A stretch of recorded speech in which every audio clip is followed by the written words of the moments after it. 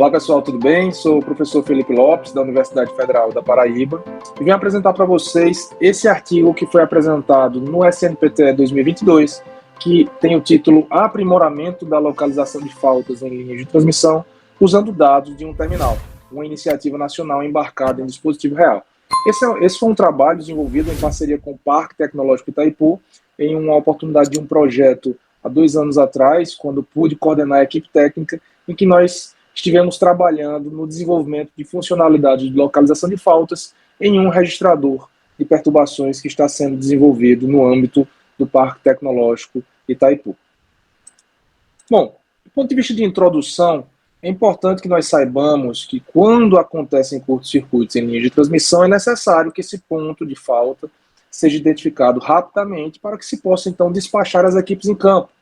Em geral, essas equipes de inspeção que vão identificar o defeito e vão reparar a linha, elas estão sim equipadas com drones, com helicópteros, muitas vezes por carros, ou mesmo às vezes são despachadas patrulhas terrestres. Entretanto, sem uma estimativa dessa distância de falta, fica muito difícil direcionar essas equipes, o que acaba culminando em uma maior demora na identificação do defeito e, por consequência, em um maior tempo, um maior período de desligamento. Então, tipicamente são utilizadas funcionalidades de localização de faltas, e essas funcionalidades, em geral, estão embarcadas em relés microprocessados de proteção, registradores digitais de perturbação, dispositivos com funções ali de medição sincronizadas, PMUs, mas tudo isso, em geral, nós podemos dizer que estariam dentro ali de IEDs, né, os Intelligent Electronic Devices, que teriam funcionalidades que iriam calculam essa distância de falta entre a subestação ou um ponto de referência até o ponto de falta. Entretanto, o que acontece é que existe uma gama muito grande de funcionalidades para a localização de faltas e, em geral, os profissionais têm muita experiência, eu diria assim, com métodos fasoriais, porque são, de fato, os mais utilizados em transmissão. Atualmente, nós temos visto o advento das funções baseadas na teoria de ondas viajantes. De fato, tem existido uma grande popularização, mas nós temos de reconhecer que, até o momento, as funções fasoriais são as mais utilizadas. E dentro desse grupo, os métodos de um terminal, eles também são os predominantes. Isso porque são mais simples de aplicar em virtude de não dependerem de uma infraestrutura de comunicação para troca de informações entre as duas pontas da linha, tá certo? Então, todas essas técnicas, elas existem, elas já estão operando em dispositivos reais, mas nós podemos dizer que essas tecnologias são tipicamente importadas, ou seja, nós somos importadores de tecnologia, muito embora no Brasil tenhamos vários profissionais que possuem conhecimento nessa área, tá certo? E um outro ponto interessante, além desse fato de sermos importadores de tecnologia, tipicamente, digo eu, obviamente, várias empresas têm investido nas suas próprias metodologias de localização de faltas, mas continuamos importando, mas é importante também lembrar que a grande maioria dessas tecnologias, elas exportam para as equipes estimativas pontuais do defeito. Ou seja, se você tem um curto-circuito em uma dada linha, você vai dizer, olha, esse curto-circuito aconteceu em tal ponto. E aí fica a cargo das equipes decidirem como vão proceder nessa metodologia de busca, porque, obviamente, as estimativas elas estão contaminadas por erros, eu digo. Então, vão existir erros. Então, como é que você vai, a partir de uma estimativa pontual, proceder com a metodologia de busca pelo defeito? Então, essa é uma questão que eu peço que vocês guardem na mente aqui ao longo dessa apresentação. E nos últimos slides, nas conclusões, vocês vão entender por que eu estou falando disso. Então, qual foi o objetivo desse artigo, dessa pesquisa que foi realizada e que está sendo apresentada nesse artigo? Então, o Centro de Automação e Simulação de Sistemas Elétricos do Parque Tecnológico Itaipu, ele vem desenvolvendo há vários anos um dispositivo que é chamado de Registrador de Perturbações e Medição Fasorial, é o RPMF, que possuía até então funcionalidades voltadas para medição e registro de eventos apenas, ou seja, não existiam funcionalidades voltadas para a localização de faltas. Então, houve, na oportunidade lá, em 2017, algumas tratativas conosco, e então começamos um projeto, uma iniciativa nacional em forma de projeto de pesquisa e desenvolvimento, exatamente para que nós pudéssemos implementar, desenvolver, avaliar soluções que pudessem ser incorporadas no RPMF, obviamente focando o problema de localização de faltas. Então, nós fizemos esse desenvolvimento de algoritmos de localização de faltas para o RPMF, e na época houve um interesse em algoritmos e funcionalidades que eventualmente não estivessem disponíveis no mercado. Isso porque da literatura nós fomos percebendo que algumas estratégias poderiam ser benéficas, mas não estavam incorporadas nos dispositivos de prateleira que tipicamente são importados para aplicação nessa área de análise de perturbação do ponto de vista da localização de faltas. Então, nós buscamos, dentro do possível, inovar nessa iniciativa nacional, e houve, à época, uma priorização pelos métodos de um terminal que seguem sendo os mais utilizados, métodos baseados em análises fasoriais, isso porque o próprio RPMF, até aquela época, ainda não estava com infraestrutura para comunicação. Isso já vem mudando ao longo desses últimos anos, e a expectativa é que muito em breve o RPMF já consiga trabalhar com esse tipo de funcionalidade que precisa da comunicação entre as duas pontas da linha, trocando medições, valores binários, entre outros dados. Tá? Então, como foi que nós começamos esse desenvolvimento? Nós iniciamos com a parte de estimação de fasores.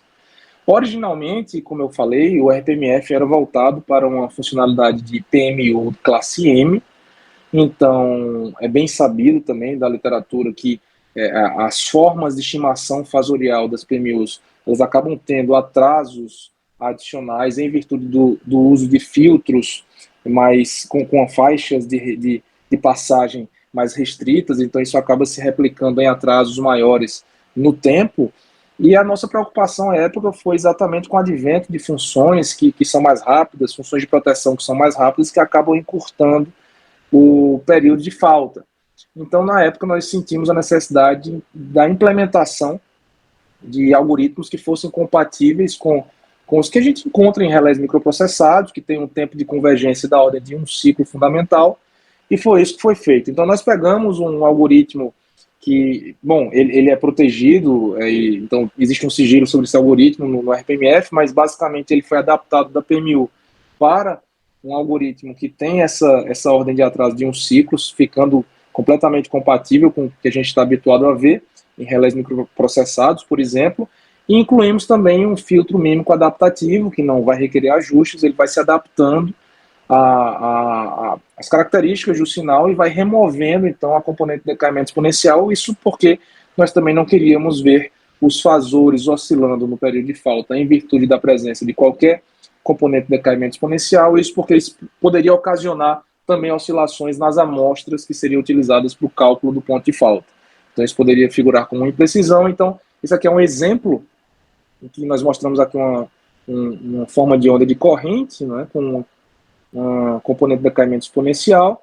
Daí você vê aqui o módulo do fasor convergindo, com atraso aqui o tempo de estabilização de aproximadamente um ciclo, e aí posteriormente você vê ele já bem comportado, apesar da presença da componente de decaimento exponencial. Né? Claro que você, utilizando um hardware real, né, e pegando sinais ali, processando nele, vão aparecer algumas oscilações pequenas aqui. Os algoritmos eles não são, obviamente, ideais, nem nos equipamentos de prateleira, mas a nossa conclusão é que essa implementação ficou muito bacana, ficou bem competitiva e atendeu os nossos anseios do ponto de vista de estimação de fasores. Outra parte do desenvolvimento consistiu na análise de funções para detecção de início e fim de falta, isso porque nós queríamos fazer algo um pouco diferente do que habitualmente é feito em várias aplicações. Né? Então, como eu vinha falando para vocês, várias aplicações retornam um valor de localização de faltas, algumas delas analisam uma janela de localização de faltas, outras simplesmente selecionam uma amostra e a partir daquela amostra fazem os cálculos da distância de falta.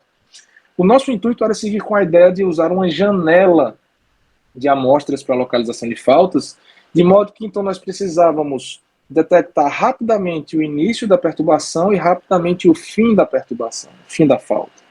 Então, o início da perturbação, nós procedemos com o desenvolvimento de um algoritmo que se baseia na corrente incremental de sequência positiva. É um algoritmo adaptativo, ele usa basicamente duas janelas adjacentes, uma janela atrasada para cálculo de limiares que se baseiam na relação máxima de divisão entre o valor máximo da janela e o valor mínimo dessa janela, e uma outra janela de detecção, que basicamente nós calculamos aqui a razão entre a primeira e a última amostra. Então, qualquer variação nessa janela de um amarelo mais escuro, aqui a janela de detecção, qualquer variação que exceda a relação máxima entre o valor máximo aqui da janela de sensibilidade, né, ou seja, janela do limiar, de cálculo do limiar, valor máximo e valor mínimo, então você vai detectar então a perturbação. Então vejam que durante o pré-falta, o regime de pré-falta, você tem amostras com valores muito próximos entre si,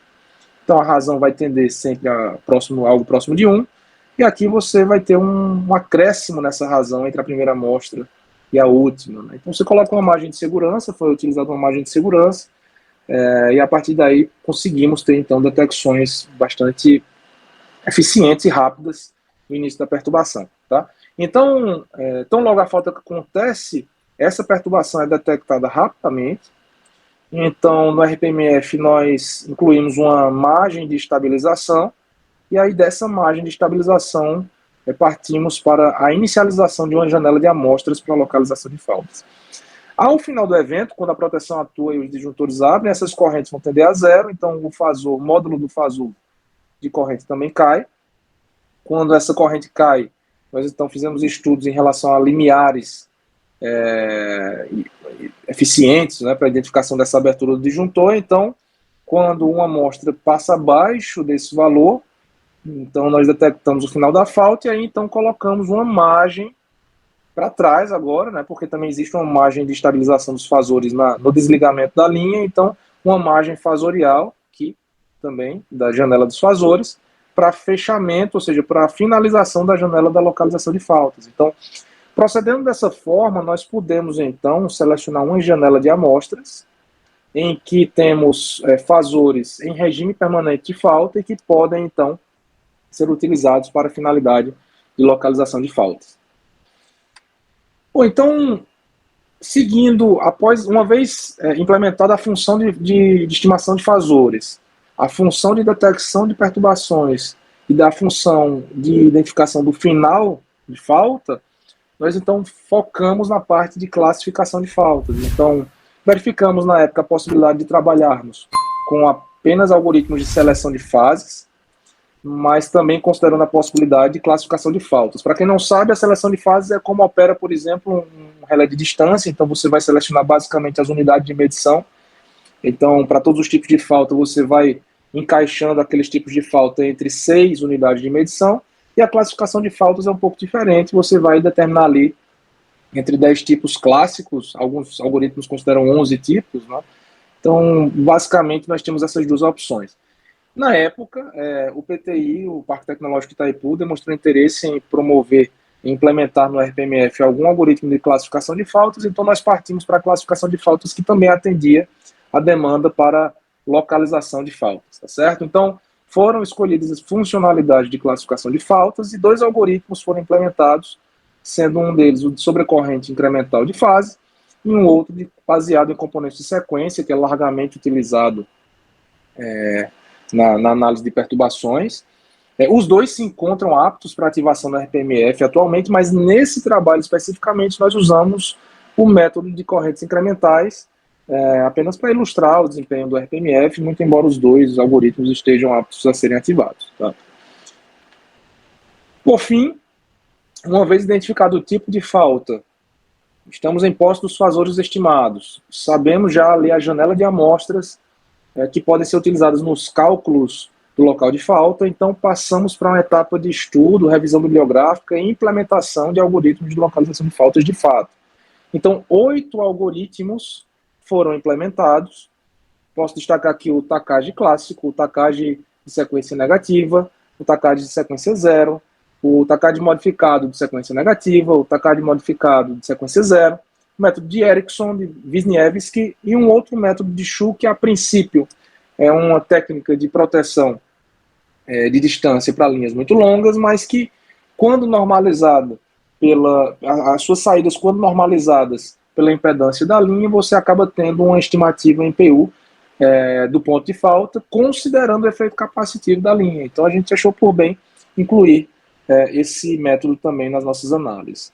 O interessante que nós percebemos foi que, apesar de todos os métodos partirem dos mesmos princípios físicos de análise do loop de falta durante um curto-circuito, as diferentes formulações matemáticas apresentaram durante as análises desempenhos distintos. Isso faz, obviamente, muito sentido, porque alguns métodos dependem de algumas variáveis que outros métodos não dependem, então aquelas fontes de erro vão mudando, muito embora todos partam do mesmo pressuposto que existe um curto-circuito acontecendo na linha.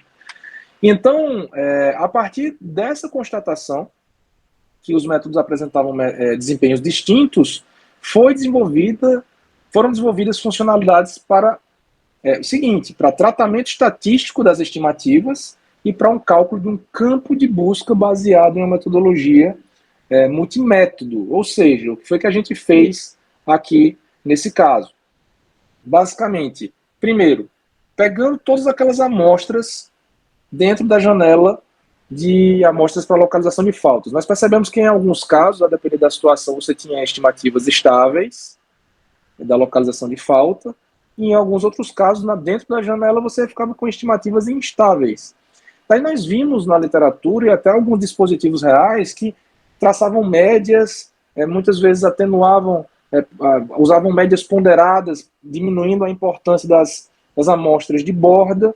Então, nós passamos a ver que poderíamos utilizar ali algum tratamento estatístico daquelas estimativas. E aí, ao analisar, comparando média, mediana, até representações em box plot dessas localizações, né, nós temos outros trabalhos publicados em relação a isso, durante o projeto, inclusive, nós verificamos que a mediana acabou sendo, em todos os casos em massa que nós simulamos, a estimativa mais confiável.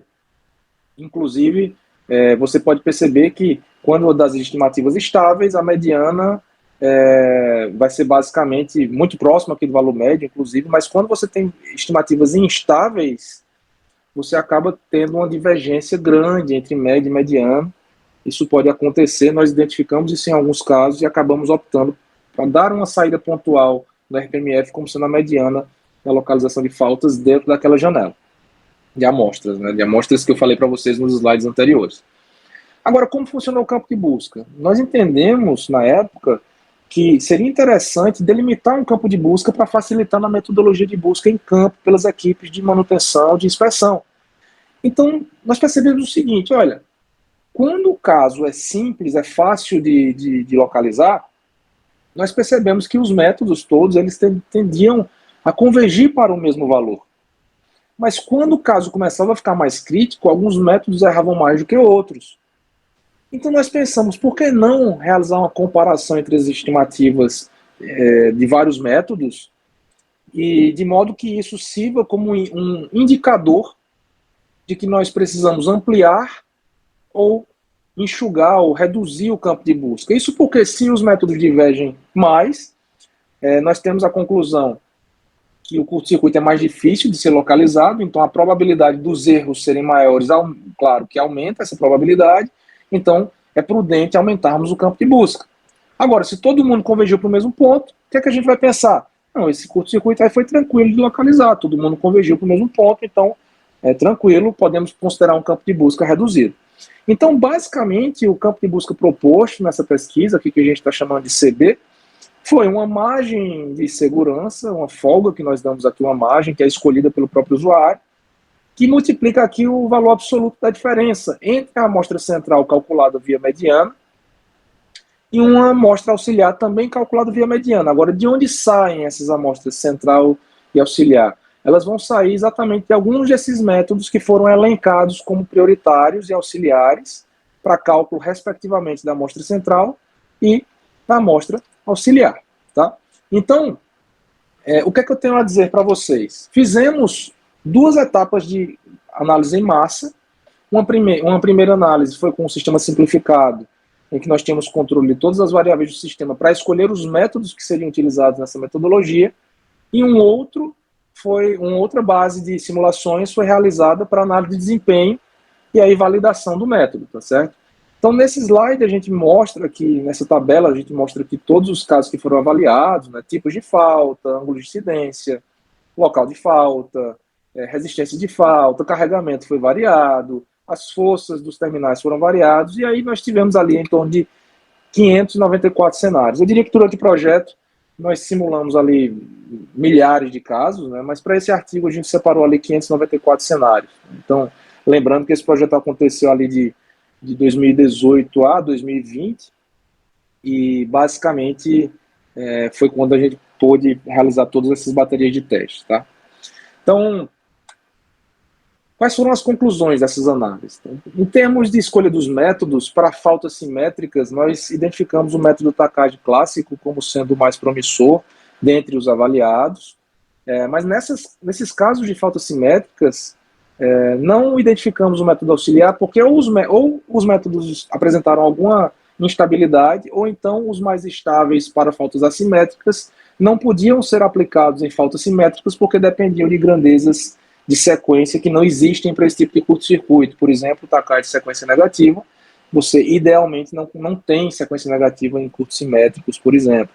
Então, para faltas simétricas, que são as faltas mais raras, diria assim, nós escolhemos uma amostra central, baseada no Takagi clássico, que usa como grandeza de polarização uma corrente de loop incremental, e consideramos um campo de busca default aqui de mais ou menos 5 km.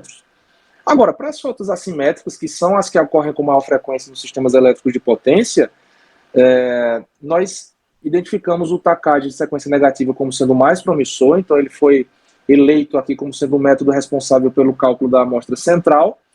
E do ponto de vista da estimativa, eu digo da estimativa central, não é? E do ponto de vista da estimativa auxiliar, nós identificamos o método de Wisniewski como sendo muito promissor ali para faltas monofásicas e bifásicas sem terra, e o próprio Takagi clássico para faltas bifásicas com terra, né?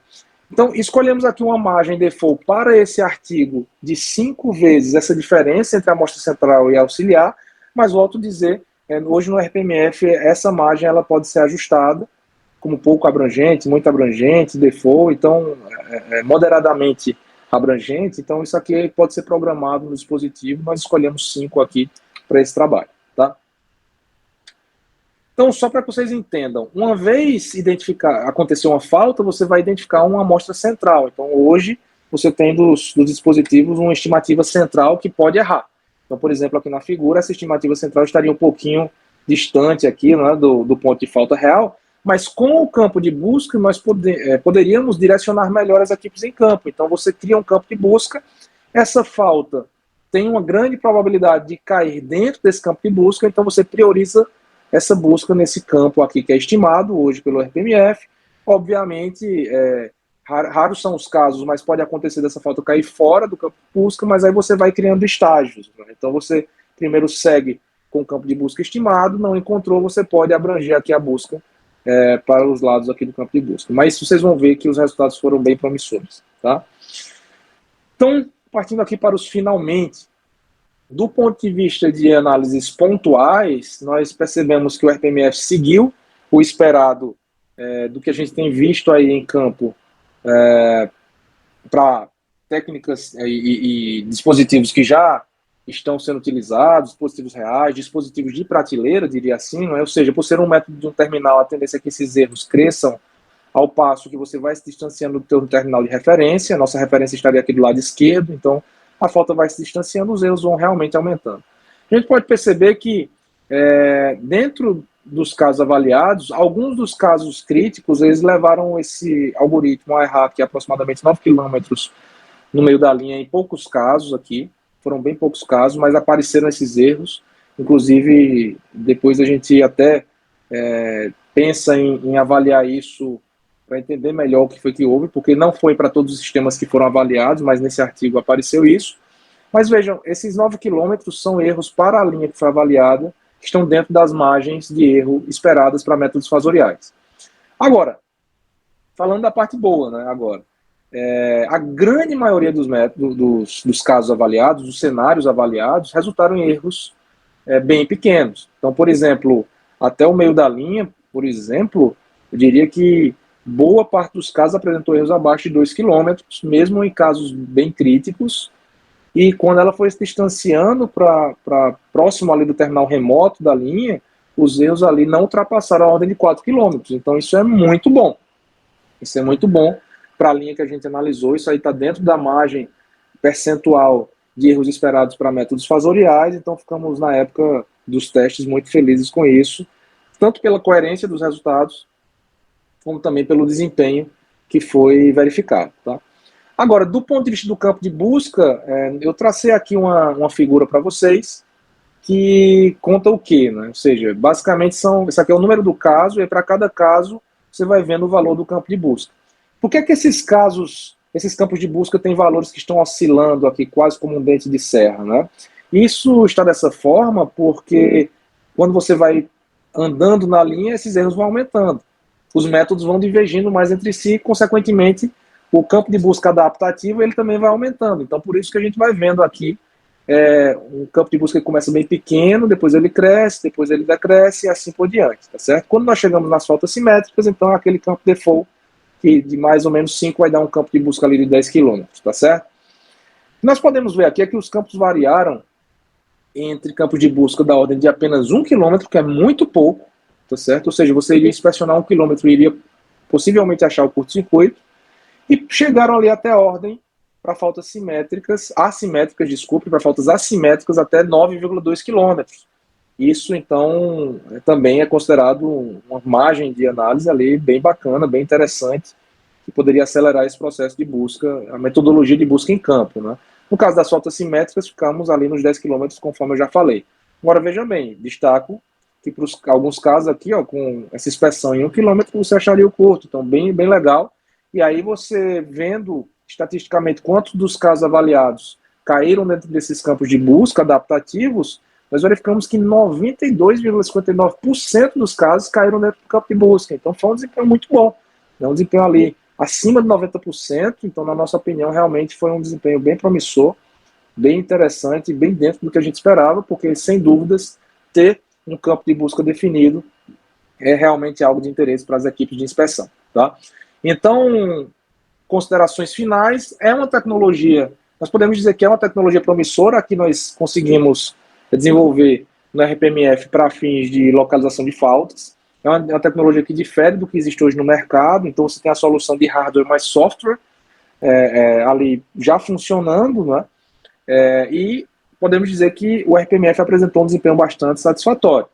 Então, nós procedemos ali com vários cenários de falta, né, e todas as análises que foram realizadas pelo RPMF, elas foram análises automáticas, não precisou de nenhuma intervenção humana, e pudemos implementar ali aprimoramentos em relação ao que existe nos dispositivos de prateleira, né, como, por exemplo, o uso de medianas, cálculo de campos de busca, são fatores que nós acreditamos serem bastante promissores.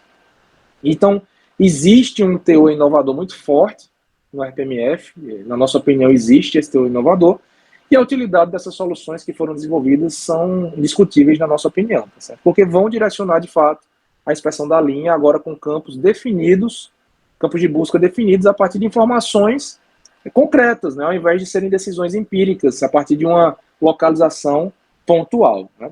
Claro que esse projeto prevê alguma continuação futura, né, então nós temos o interesse de, em algum momento, colocar o RPMF para operar em um sistema piloto, então ele ainda não está a ponto de ser entregue para operação, porque ainda falta essa etapa de inclusão em um sistema piloto, mas isso já está sendo previsto, e pensamos sim em incluir novas funcionalidades, então isso já tem sido conversado em alguns momentos com o Parque Tecnológico Itaipu, e quando for o momento oportuno, nós esperamos conseguir dar continuidade a essa pesquisa e aos desenvolvimentos no RPMF, que já é realmente algo que brilha aos nossos olhos aí em termos de tecnologia nacional. Tá? Então, bom, gente, é isso. Eu agradeço a atenção de vocês. E para quem quiser mais detalhes sobre os meus trabalhos, por favor, escaneiem esse QR Code do meu DigiCard, ou então entre em contato comigo por meio do e-mail que está sendo indicado na tela. Tá bom? Muito obrigado, até a próxima.